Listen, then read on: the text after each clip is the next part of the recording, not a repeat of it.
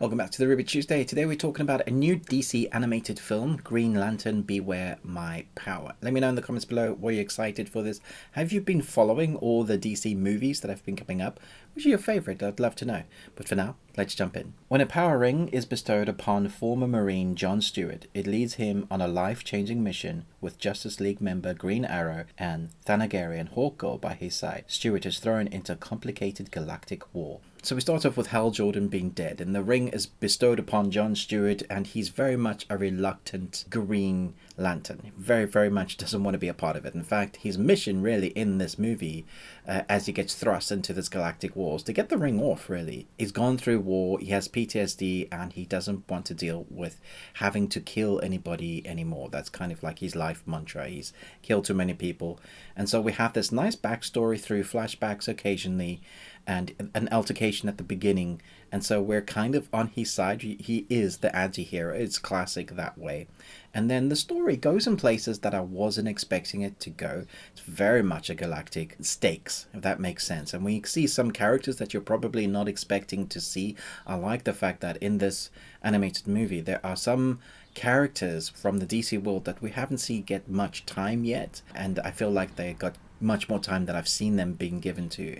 And they might show a couple of characters that you've portrayed in certain ways that you're not expecting. One of the things, if you've seen the trailer, I was looking forward to is like the fight sequences, especially when ring users. I think you're going to be impressed with the fight sequences alone in this movie. If that's what you've come for, kind of the action, I think you won't be disappointed, because when they go for it, you can see where they've spent their time, money and budget. It's all on the fight sequences. Now in between that, it does feel like almost a 2D animated low budget anime where only the mouths move and nothing in the background is moving, and the two characters on the back are basically still, and then our character that's talking, his mouth moves like a puppet, and his eyebrows kind of move just to give him some sort of life. That is the extent from what I could see when I was watching it, and I was trying to like, why haven't they given more to the background? Why isn't there more going on? Because that's just not what you get in this film. But when you get to the action sequences or moving vehicles, or the lines that you get in the fighting punches, the flight movements, the weapon arcs, all of that looks really tangible, and you're suddenly going, yeah, now I'm invested. I'm really enjoying this. But it does take some time to get into that, where you're going, is this just another generic DC film? It doesn't actually have any heart to it. And I would say it took me over half of the film to really be invested into these characters, and then the second half of the film I was really enjoying myself. I think part of the fun of enjoying this DC movie comes from Green Arrow. I feel like they've written his banter, his wit. If you've ever watched anything with the Green Arrow character or read some of the comics that he's been in, he has this wit and banter to alleviate the tension in the mood of what everything is going on.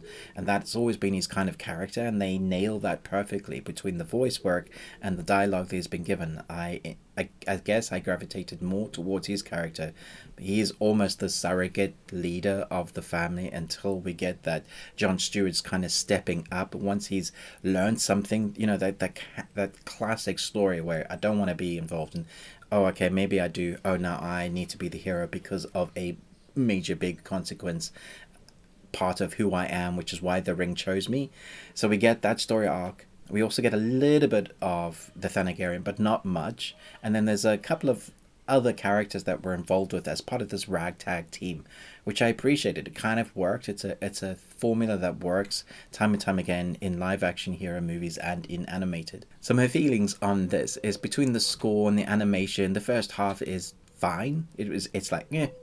And it was fairly generic, but then you get to that second half and you feel like you've earned the story, you've earned those action set pieces, and then when you get to the action and the fighting, you see how the rings are used in various ways.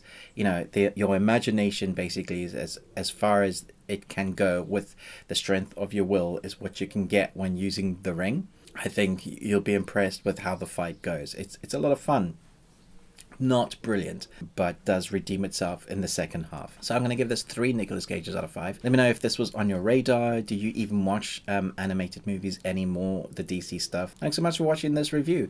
If you want to continue watching animated reviews, there's one over here and one over here.